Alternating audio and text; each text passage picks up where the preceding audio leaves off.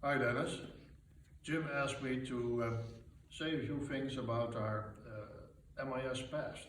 Of course, I'm not going to reveal all our secrets, but I would like to address a few highlights. The first highlight was when we met the first time in Halifax in 2004. You had landed in Halifax in 2002 as the first MIS surgeon in Nova Scotia. At the time there was still great opposition to laparoscopic surgery.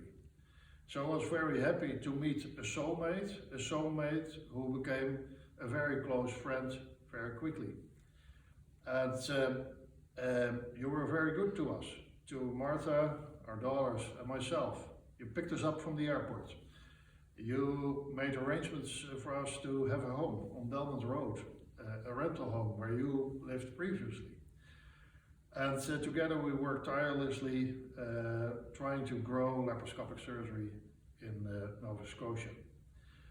I remember procedures such as the first laparoscopic donor nephrectomy, performing laparoscopic low anterior resections, and then scrubbing in with you on patients with giant spleens that you would take out perfectly laparoscopically hand assisted.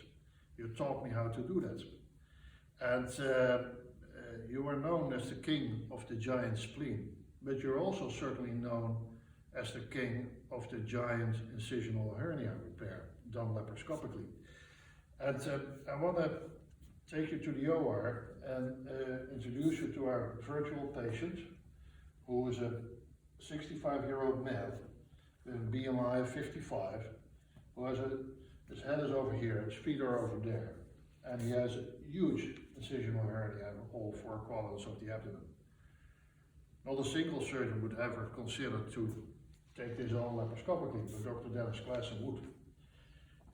And after several hours of adhesive lysis, when everything was done, you would insert the large mesh, wall-to-wall carpet, and then put in the scope. And I apologize because this is a 10 millimeters, 30 degrees scope, and it should be 5 millimeters. I know that is your preference, but yeah, we don't have one here at Skill Center, unfortunately. And then you would use the tacker and secure the mesh on the opposite side. And the next step is to secure it on the side of the surgeon. So almost all surgeons would walk around the table, but not Dennis. Dennis would pass the scope to the assistant and stay on the same side, get the tacker, and secure the mesh without a blink of an eye.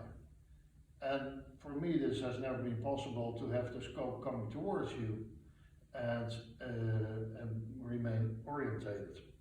So this is internationally known. When you stay on your own side and have the scope contralaterally, this is internationally known as the Dr. Klassen maneuver. And I'll keep on practicing on virtual patients on the Dennis Klassen maneuver. You're an outstanding educator. You came many times to Europe. You came to Amsterdam in 2015 together with Jim. You gave brilliant talks. We had a very good time together.